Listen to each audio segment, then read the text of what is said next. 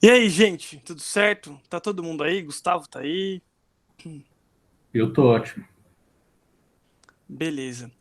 Gente, essa aula vai ser um pouquinho diferente da aula passada, porque a gente propôs na aula passada uns debates, né? Era um pouco mais uma aula um pouco mais debate em alguns aspectos, e essa vai ser um pouco mais conteúdo, tá?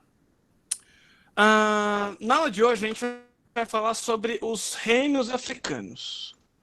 Então, se vocês tiverem alguma dúvida, quiserem jogar alguma questão, vão perguntando no chat ou liguem o microfone, que aí a gente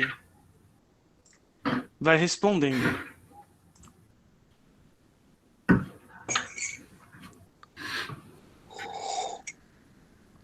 Tá dando para ver aí? Tá assim. Bom, vamos lá. Reinos africanos. A aula passada a gente trouxe várias problematizações, vários questionamentos sobre os conhecimentos em África, como a gente categoriza ou não, né? Até que ponto também não existe uma hierarquia dos conhecimentos, até que ponto, quando a gente fala dessa galera na África, existe uma dificuldade dos conhecimentos ocidentais em geral de categorizar, né? E esses conhecimentos eles têm essa dificuldade tem a ver com o colonialismo. Então a gente vai tentar aqui de alguma forma falar sobre a África pré-colonial, ou seja, a África antes da intervenção dos europeus. Vamos lá. Então, até o século passado, eu estou falando do século XX, até o século XX, esses reinos africanos, essa galera que estava na África, antes da chegada dos europeus, era vista como atávica. Ou seja, o que é atávico? Né? É quando alguém está parado no tempo. Os intelectuais europeus viam eles como pessoas que não eram. As civilizações não eram possíveis de ter história. Né? Para ter história, aí, Gustavo, se você quiser me ajudar na definição do que a gente da história faz ou estuda, a gente precisa entender as rupturas e permanências, os conflitos, as transições, as mudanças ao longo do tempo. E para alguns intelectuais europeus, na verdade a maioria deles, até a metade do século passado, até 1900 e tanto, não existiam essas mudanças, não aconteceram essas mudanças, não haviam grandes mudanças nessas civilizações, né? É como se eles estivessem num limbo da história. Na verdade, os povos indígenas também são vistos de alguma forma parecida com essa visão, não é, Gustavo? Tô certo? Em geral, né, a gente se pensava que as populações não europeias, elas estavam congeladas no tempo, elas só mudavam quando elas entravam em contato com os europeus. Então, no caso das populações do continente americano, só depois de 1500. E antes disso era tudo igual.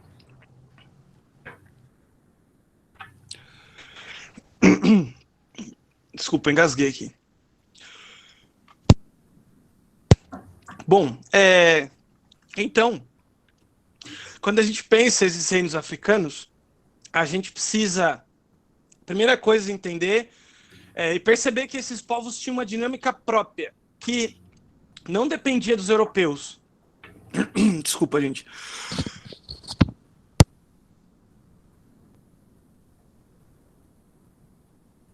Mano, Tá tudo ouvindo bem, agora? Bom, calma, respira. tá. Nós Eu vamos dar conta engasguei. do conteúdo, eu prometo. Engasguei com o café. Bom, a questão é, a gente tem que ver que essa galera tinha uma relação antes da chegada do europeu. Isso quer dizer o quê? Por mais que a gente queira ver nesses reinos, nesses povos, uma luta do oprimido contra o opressor, na verdade, isso é uma coisa que se constrói depois da colonização. Em alguns casos, inclusive, é usado para colonizar. Né? Então, a gente precisa ver que eles têm uma relação própria, às vezes conflitiva, às vezes harmônica, enfim. Seus parâmetros de ruptura, permanência, revolução, diplomacia não dependem muitas vezes do que o europeu pensa ou concebe. Né?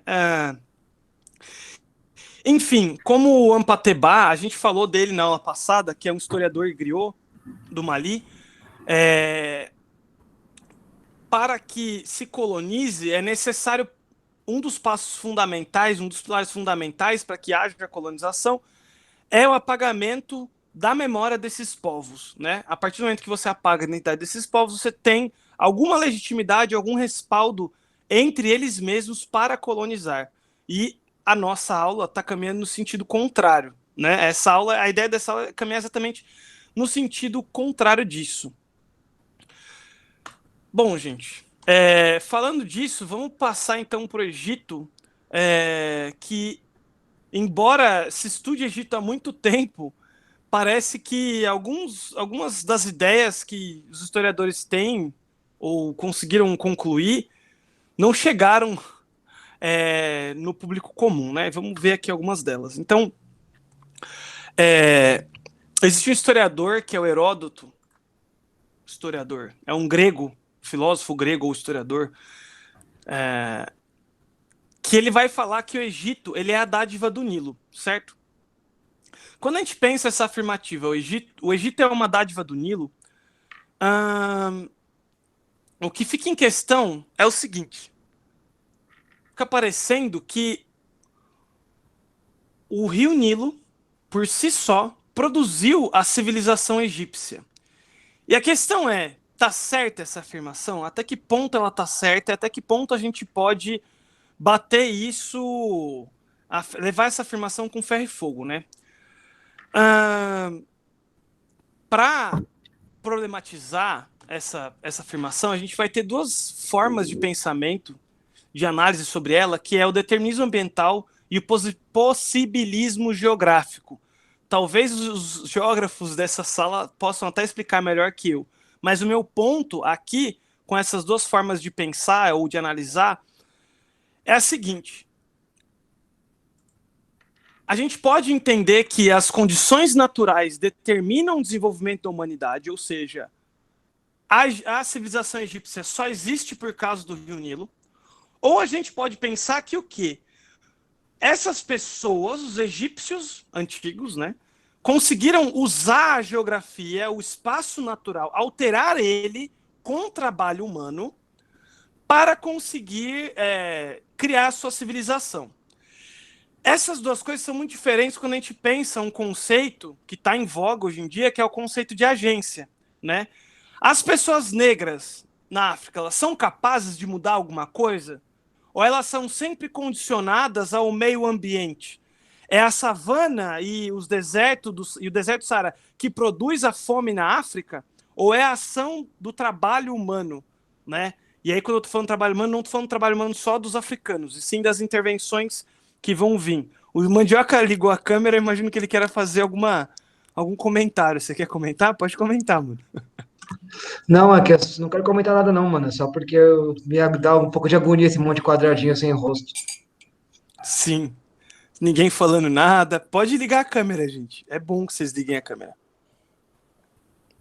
Bom, então, esse debate aqui, na verdade, vai ser um debate que vai permear o século XX, que vai vir até os dias de hoje, né? O debate sobre a agência histórica dos negros, das mulheres, das populações LGBT.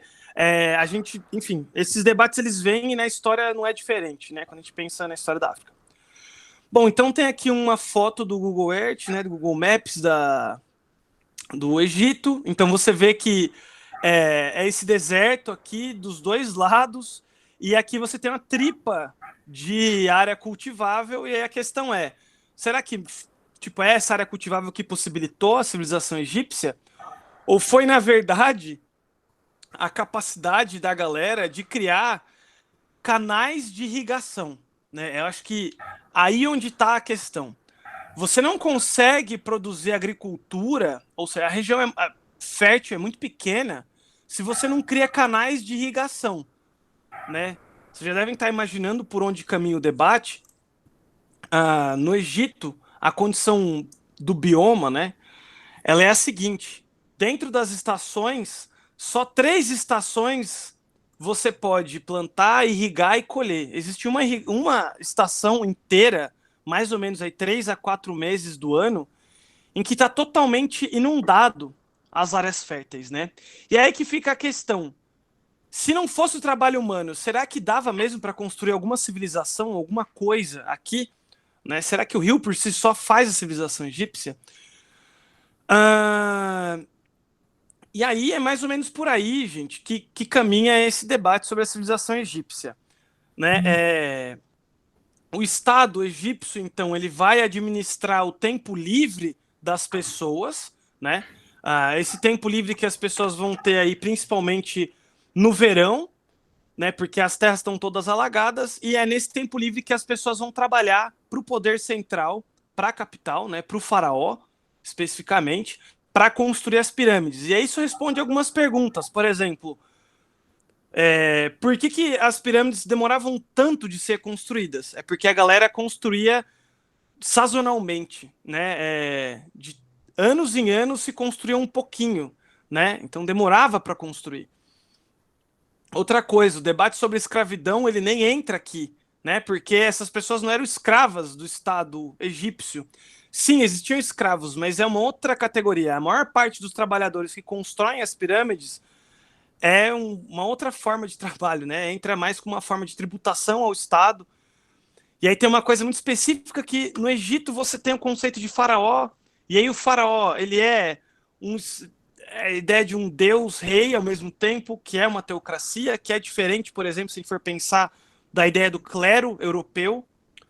Mas a questão é a seguinte, no fim das contas, os canais de irrigação, eles eram controlados pelo exército egípcio, pelo exército do faraó. Ou seja, as tentativas de rebelião, tentativas de insurgência e de questionamento do poder central eram rapidamente suprimidas com o corte da água, né? Então, se fazer uma insurgência, uma rebelião já é difícil, imagina sem água. E isso dá respaldo para essa ideia de um faraó, Deus na Terra, né? Mas se você for ver a história, na verdade, do Egito, ela é toda permeada por conflitos entre poder local e poder central, né? Enfim, é mais ou menos por aí. A gente tem também um caso de faraós negras, faraós femininas, tem Nefertiti, tem Cleópatra, e vai também fugir um pouco dessa ideia de que nesse período da antiguidade só existiam homens em cargos de mando e de realeza. Outro debate que vai ter também em cima dos egípcios, e aí isso extrapola, inclusive, a história, entra aí num debate sobre mídia, atualidades, produção, enfim, midiática nos dias de hoje, que é uma boa parte dessa galera é vista, existe a construção midiática de que os faraós eles eram brancos, né? Então você vê cenas como essas aqui, em que você tem gente muito branca morando no meio tipo, na África, tudo bem, é na África do Norte, mas por que isso acontece, né? Por que isso é representado dessa forma hoje, né? Primeiro, grande parte das evidências arqueológicas que a gente tem do Egito, elas foram encontradas na época do Napoleão. Então, tipo, a ideia do Napoleão não era fazer um debate historiográfico da nação egípcia, era assim construir alguns museus para mostrar os triunfos da Revolução Francesa, né? Os triunfos, enfim, da França.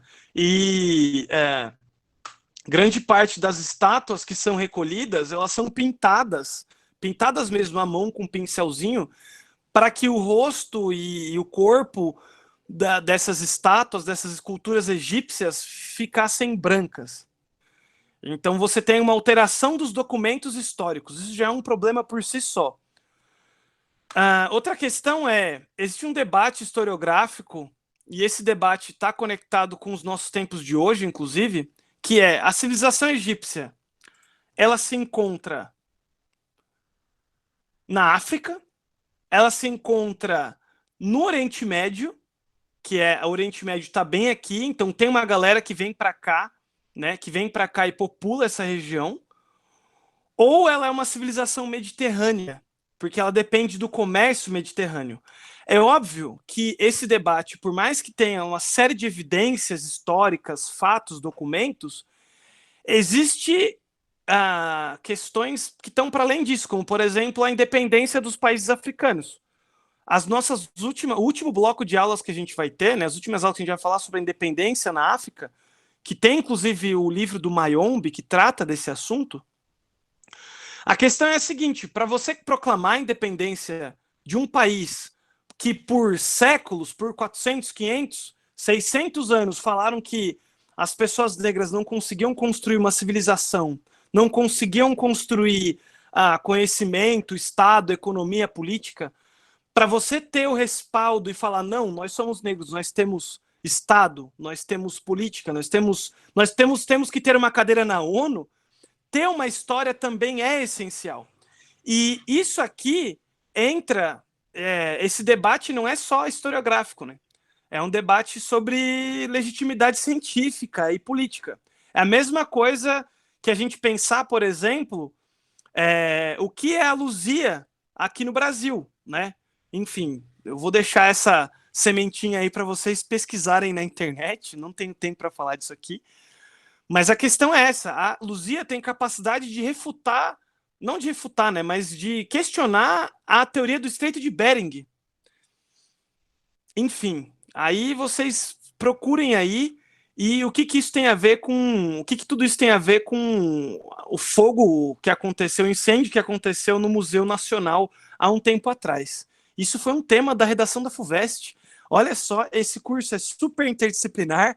Estou jogando aqui a bola para o pessoal da redação, mas vamos voltar aqui para a história. Antes da gente ir para frente, Ranon, tem mais uma coisa que eu queria comentar desse bloco, claro. E que é exatamente essa questão interdisciplinar, que é o seguinte: essa questão do determinismo ambiental, por exemplo, é uma coisa que vocês veem em literatura, quando vocês vão estar lendo os românticos, os naturalistas aqui do Brasil. Isso não é uma questão só para a África, isso é uma questão para todo mundo que não é europeu, né? Existe civilização num ambiente não europeu, né? O calor dos trópicos, os limites que o ambiente impõe para as pessoas, isso é uma coisa que está super em jogo, não só para a história, mas para todas as ciências durante o século XIX e uma parte do XX. É uma coisa que a gente precisa pensar e ficar ligado. Não só porque isso nega a história de povos que não estão num ambiente específico, mas porque isso tira a história do próprio ambiente. Quando vocês pensam na paisagem da Europa, com as oliveiras, as árvores e tudo mais, vocês não pensam naquilo como um resultado da natureza. Vocês pensam que algum europeu foi lá e plantou aquilo, plantou as árvores em linha, criou as estradas. Quando vocês pensam no deserto, Ranon, se você puder voltar na imagem do Nilo lá, por favor. A outra que aparece o deserto com a faixa verde. Ah, tá aqui. Essa faixa verde, ela não brotou do nada, certo? Tem um monte de canais de irrigação humanos aí que fizeram essa faixa verde ser possível. Isso daí não brotou do nada. Isso não foi a Pangeia que gerou esse tipo de vegetação. Foi a ação do homem. Só que isso fica apagado dos ambientes. Se a gente pensar no caso do Brasil, por exemplo, a gente pensa na floresta como a selvageria, né? A ausência da ação humana, quando na verdade é o contrário. A gente sabe que em boa parte a fauna da floresta, a vegetação da floresta, passou por uma ação humana brutal das populações indígenas antes da chegada dos europeus, e ela não existiria do jeito que existe sem a agência humana. Então, apagar a história também é, de certa forma, apagar o ambiente. Você naturaliza o que, na verdade, é um processo histórico das pessoas. Sim. Bom, então, continuando aqui, vamos pensar um pouco também agora sobre outra galera. Os reinos sudaneses, eles estão do outro lado da África, né? Tá aqui a reflexãozinha do Ampatebá, né? Ela serve de mote para a gente pensar, inclusive porque o Ampatebá vai estar dentro dessa região. Ele não está nesse tempo histórico, mas ele nasce nessa região. Então, a gente está falando do Egito, que é aqui, e agora a gente vai falar um pouco dos reinos subsaarianos, que é essa galera aqui, né? Prestem atenção que caiu uma questão na FUVEST exatamente sobre isso. Eu dei essa aula em outro cursinho, a galera ouviu, achou muito legal a aula e não responderam a pergunta. Não lembraram, não conseguiram responder a pergunta. Né? Então, assim, foi uma questão de primeira fase, foi uma questão difícil, inclusive. Bom, o primeiro exemplo que eu quis dar aqui é o Reino de Gana. A base da economia do Reino de Gana é o ouro, tá? O Reino de Gana está nessa região aqui da África, perto da bacia do rio Níger, né? Então, é uma região repleta de minas de ouro. Esse ouro não se extrai sozinho, como o Gustavo falou. São pessoas que extraem o ouro, são pessoas que dão valor para o ouro ou não, né? Eles vão conseguir organizar uma rede de comércio pelo exército ou uma rede de comércio pelo deserto, né? Usando aí os camelos. E veja bem, para você se deslocar no deserto, você precisa conhecer técnicas de navegação. Então essa galera desenvolve técnicas de navegação por quê? Porque as paisagens elas não são a mesma. Assim que você dorme, você acorda, a paisagem no deserto não é a mesma, né? Então você precisa muitas vezes se guiar pelas estrelas, né? Às vezes você vai continuar caminhando de noite, você precisa usar as estrelas para se orientar. Então aqui também eles vão beber muito, vão conseguir construir, criar técnicas de navegação que vão ser muito importantes quando a gente pensa, inclusive, a expansão marítima portuguesa, né? Estima-se que esse reino chegou a ter 20 milhões de habitantes, o que para a época é bastante coisa. Pensar que a Europa, que no século 8 ao 13, né, estão basicamente vivendo peste, fome e guerra, né? Eles vão passar, enfim, tem o feudalismo. Eu não vou ficar entrando nisso aqui, vocês podem entrar aí na parte de história, nas aulinhas de história vocês veem, mas é muito diferente do que os europeus estão vivendo. E o Reino de Gana ele vai ser resistente à conversão do Islã. Qual que é a questão? A galera que está aqui, né, o Reino de Gana, ele vai organizar vários reinos, vários povos, várias etnias diferentes através do comércio, né? Eles estruturam esse reino através de diplomacia e de redes comerciais, só que eles são politeístas. E aí surge, o Islã vai chegar aqui, né? Vai ter então a expansão do Islã. Os povos mandinga, né? Os povos mandinga vão se converter ao Islã e vão tentar converter outros povos, vão tentar, de alguma forma, converter os povos também ao monoteísmo.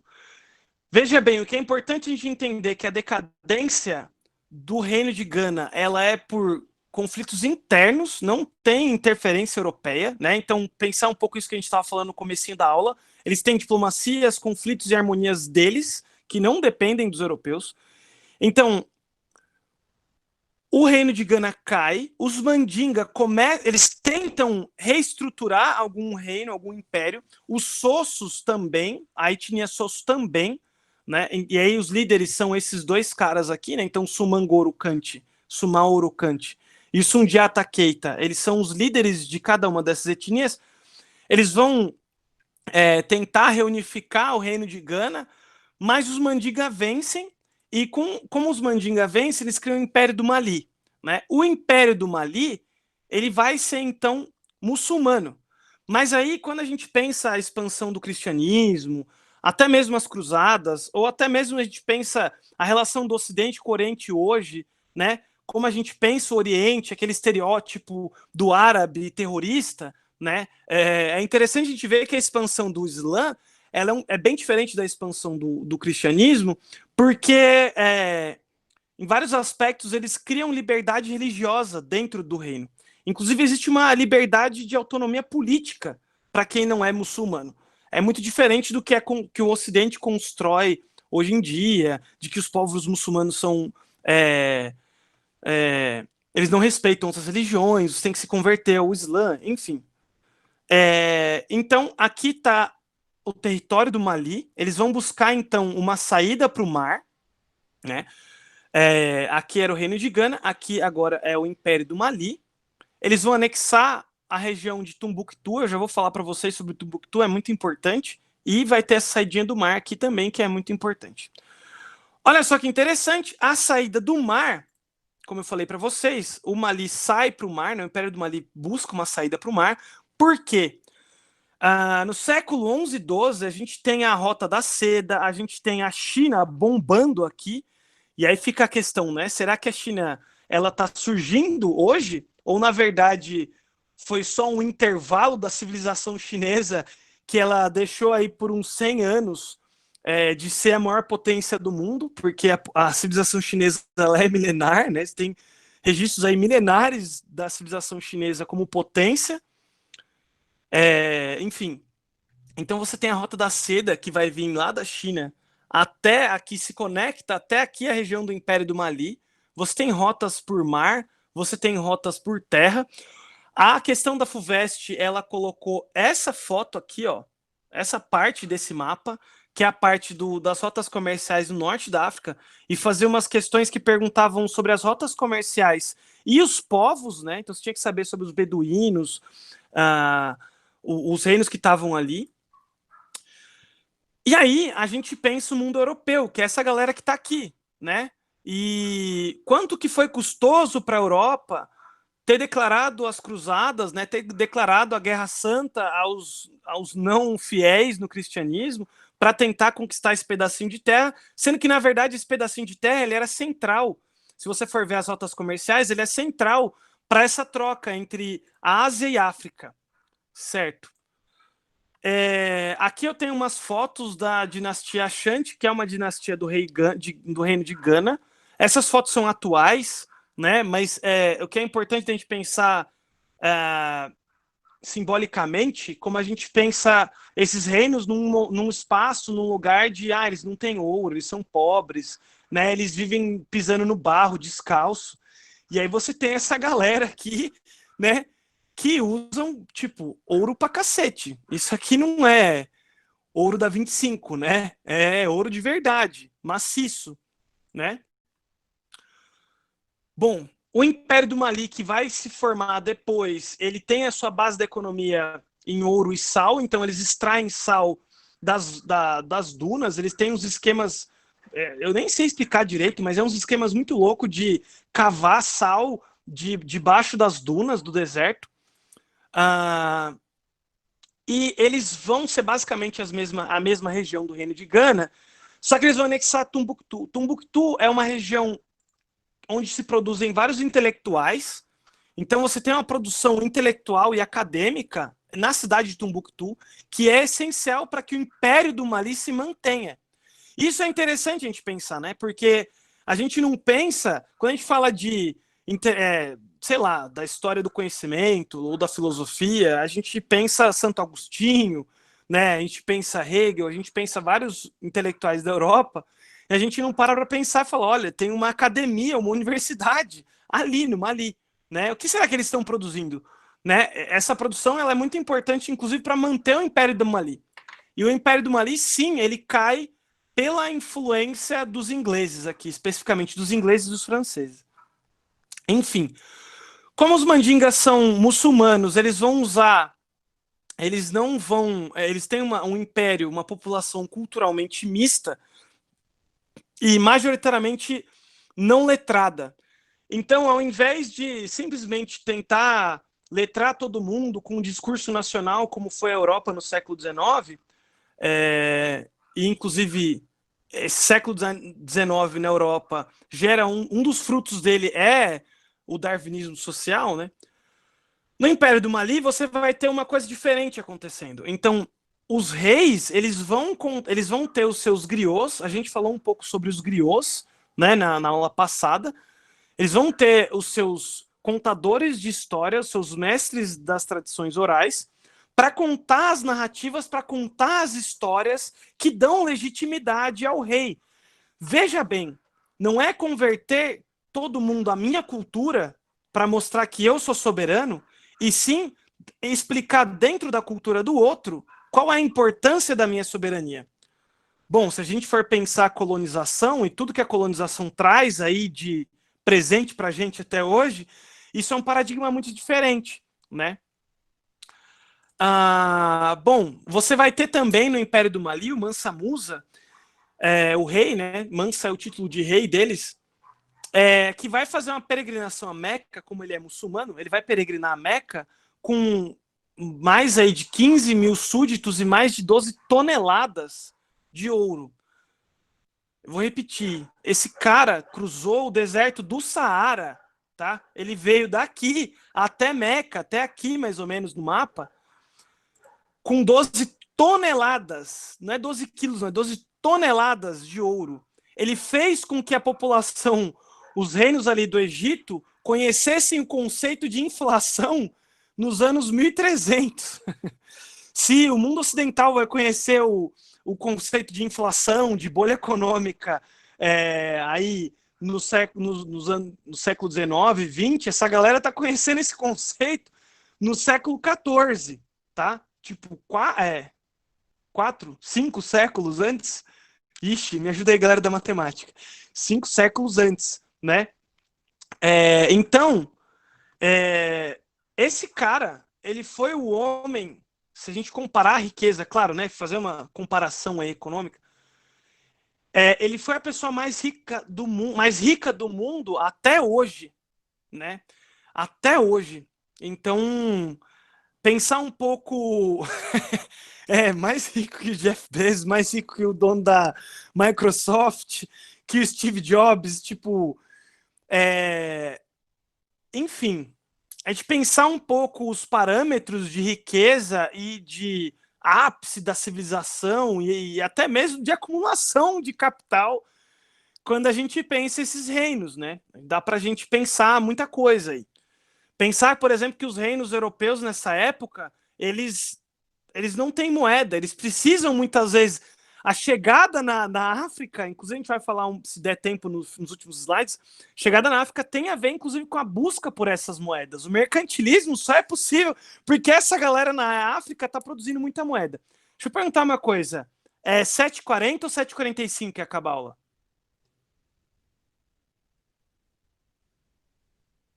45? 7h50. Ah, é 7h50. Ah, da hora. Eu tava fritando aqui, que eu achei A que tinha só felici- mais 5 minutos.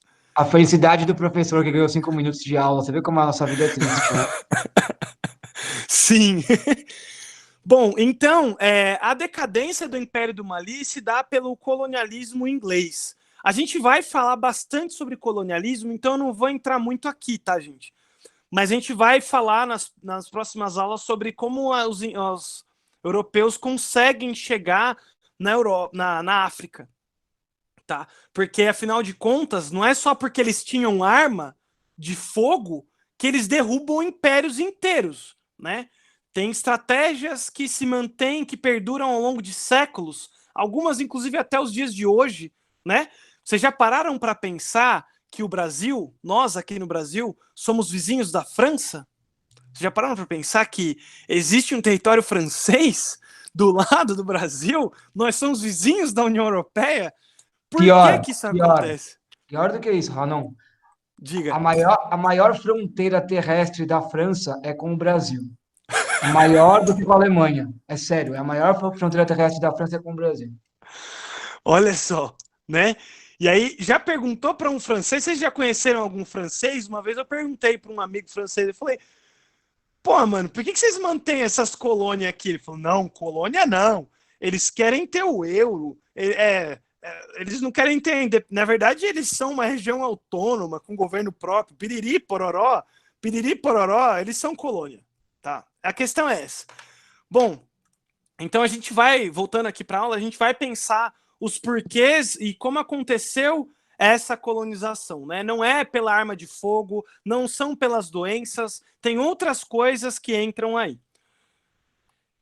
Bom, aí mais uma imagem, né, do deserto do Saara. Essas são as divisões políticas dos dias de hoje, mas pensar o tamanho do deserto do Saara, né, bicho? Tipo, 12 toneladas de ouro, né? Tem alguns relatos que dizem, que é só uma imagem ilustrativa, mas tem alguns relatos que dizem que as pessoas viam o sol nascer durante a noite, porque era tanto ouro que a lua refletia no ouro e parecia que era dia durante a noite.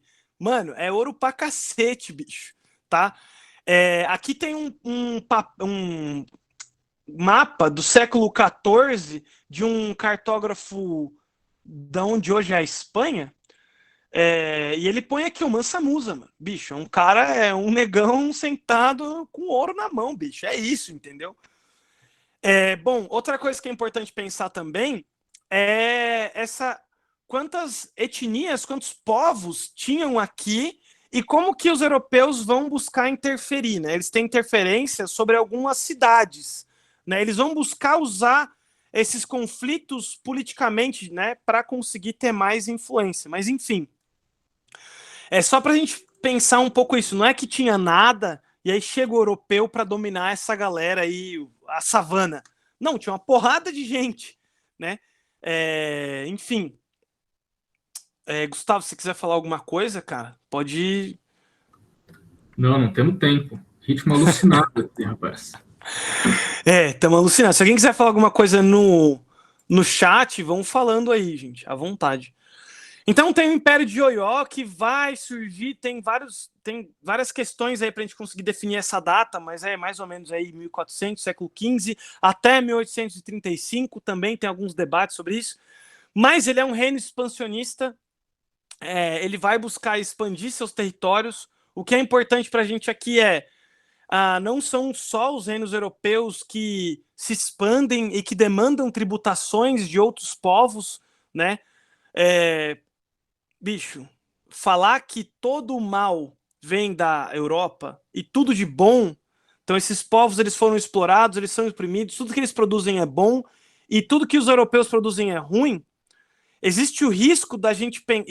Isso é a lógica colonial, né? A lógica colonial traz isso. O homem branco europeu trouxe tudo de bom e tudo de ruim que foi produzido, a selvageria e o caos estão nesses povos nativos. Existe um risco da gente pensar exatamente o inverso disso, que é igualmente colonial, na verdade, né? Então, a gente tem que desmistificar um pouco. Sim, existem reinos, existem impérios expansionistas, né? Existem conflitos entre esses povos, né? E pensar isso também é pensar o direito à história, né? Pensar o direito à dignidade dessa galera, né?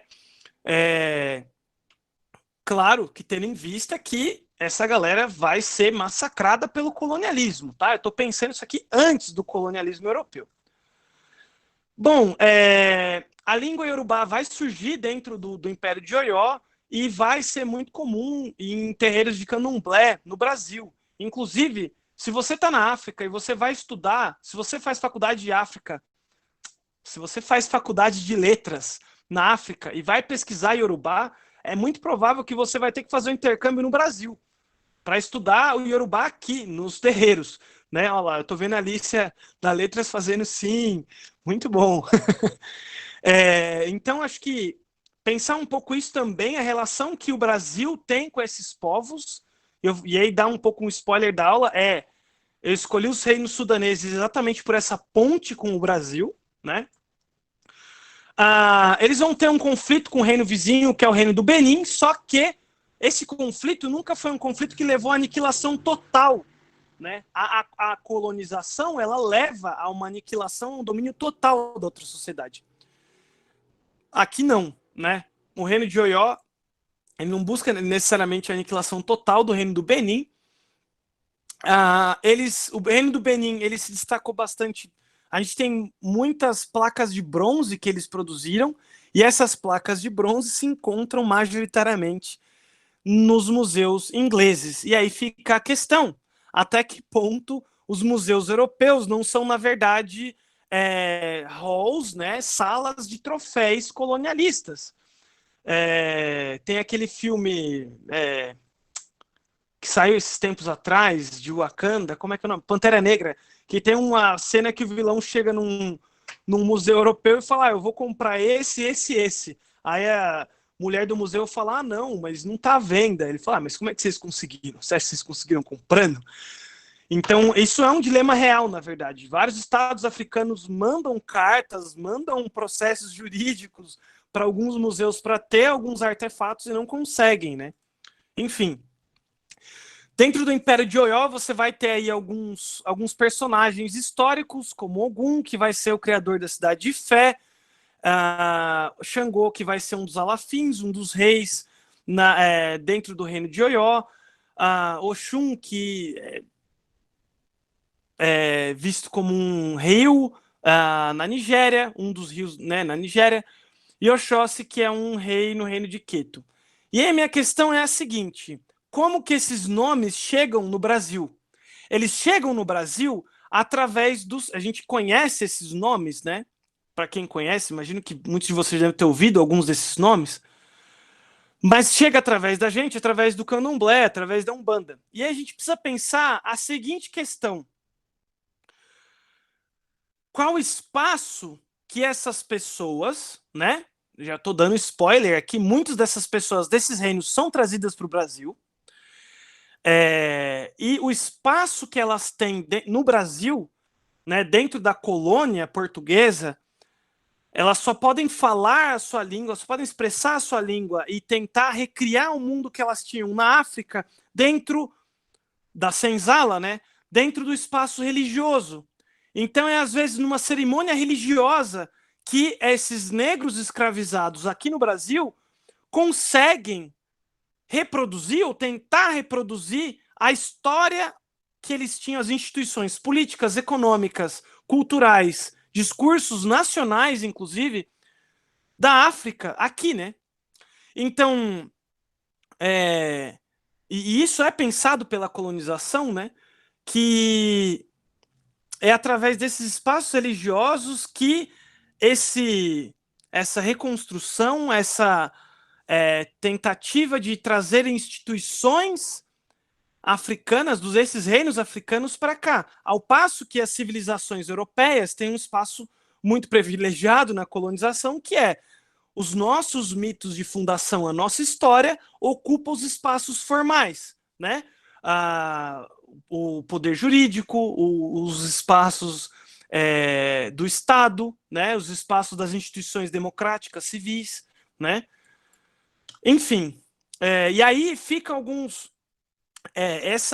esses povos eles vão vir para a América, não só para o Brasil, então eles vão, por exemplo, para o Caribe. A gente vai falar de Revolução do Haiti, mas você vai ter as santerias, por exemplo, no Haiti, que bebe da mesma fonte cultural, e o Yorubá nos Estados Unidos, né? Tem uma galera dos Estados Unidos que está hoje em dia fazendo umas viagens estéticas com coisas com esses referenciais teóricos, com esses referenciais artísticos.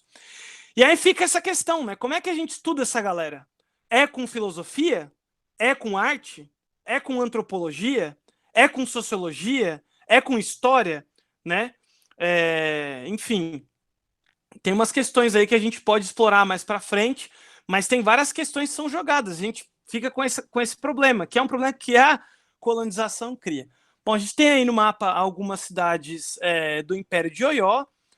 A gente tem aí a representação de um alafim, o que é importante a gente pensar como alguns desses elementos legitimam, por exemplo, ou servem como elementos dentro dos terreiros de candomblé, né?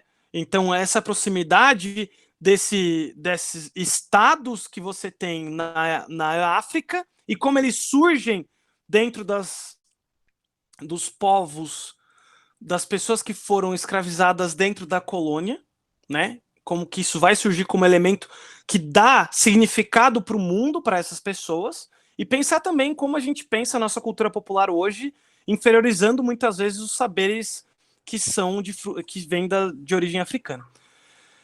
Bom, tem algumas placas de bronze para a gente pensar que olha como essa galera tinha um domínio da metalurgia ferrado, né? Tá aqui a fotinha, uma cabeça de bronze que foi do chamado para a aula de hoje. Tem também as esculturas em marfim, né? Eu não vou passar por isso aqui, vamos passar rapidamente. Está aqui o museu na Inglaterra. Tem o povo banto. O povo banto é o seguinte: é um grupo etnolinguístico, na verdade, os portugueses, falando em poucas palavras, em poucas ideias, os portugueses... Sim, eu vou disponibilizar os slides. Os portugueses têm essa região aqui da Angola e tem essa região de Moçambique.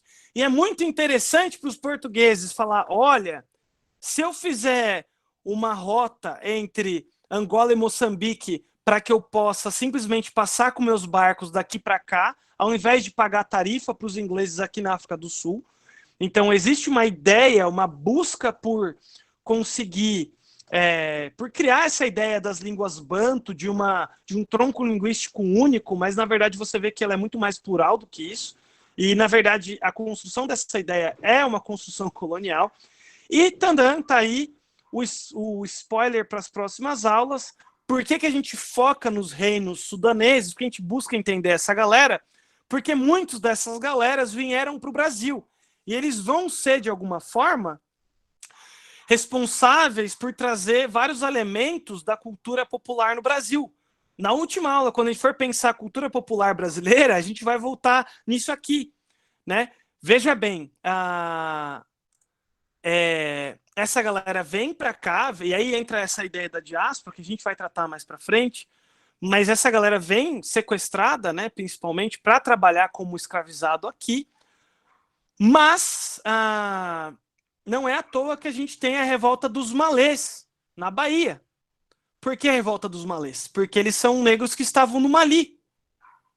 E eles escreviam em árabe. Então os portugueses não conseguiam ler o que eles escreviam, né? Enfim, tem uma porrada de pontes que a gente acha dessa galera aqui, né? Tava até vendo, tem umas coisas aí de etnomatemática, que a galera faz umas contas muito loucas. Eu não consegui estar na aula de ontem sobre matemática, na formação de matemática, mas tem umas formas de contagem muito loucas, eu já vi isso, que, enfim, a galera da matemática consegue explicar muito melhor do que eu. Mas é isso, gente. A ideia era propor um pouco, pensar um pouco esses reinos antes dos europeus chegarem ali, as suas relações, para a gente conseguir tentar trazer a diversidade que é esse continente africano. Veja bem, eu falei só de 2 regiõezinhas pequenininhas, né? É isso, gente.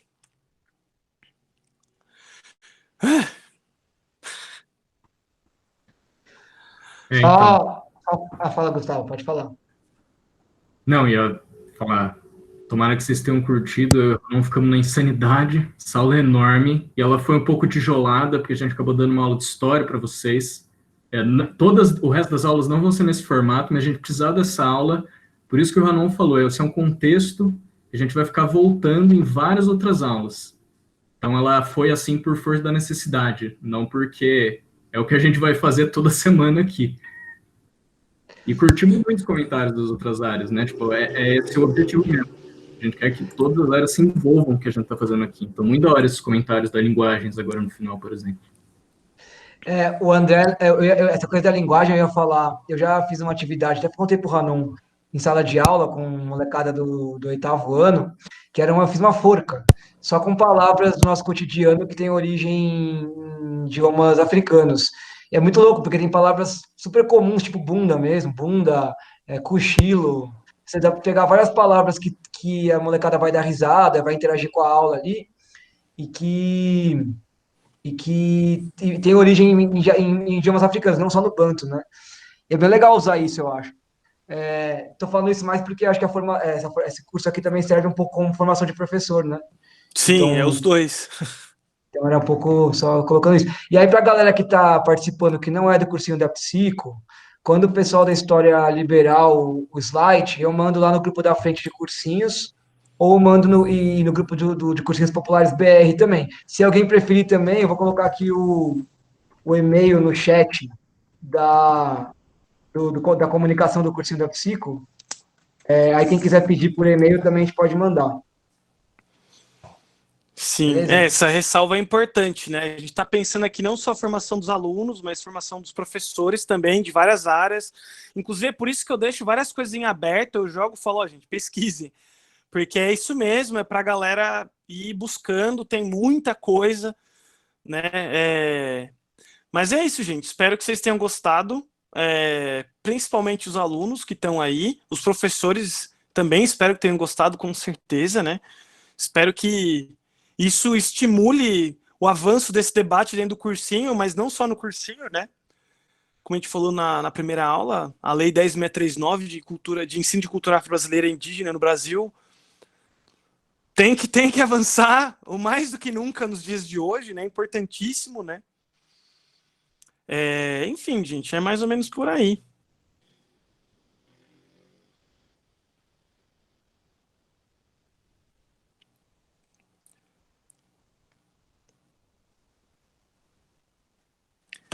É isso, gente. Eu vou disponibilizar também os slides. Aí fica com o pessoal, o Mandioca, o pessoal da comissão de comunicação, para ver como vocês vão pegar os slides. Mas tem uma pastinha lá que eu subi os slides. Vou deixar alguns vídeos também na aula para vocês poderem acessar, pensar, refletir, assistirem, viajarem aí. E é isso, gente. Valeu pela atenção todo mundo aí, pelo tempo de vocês.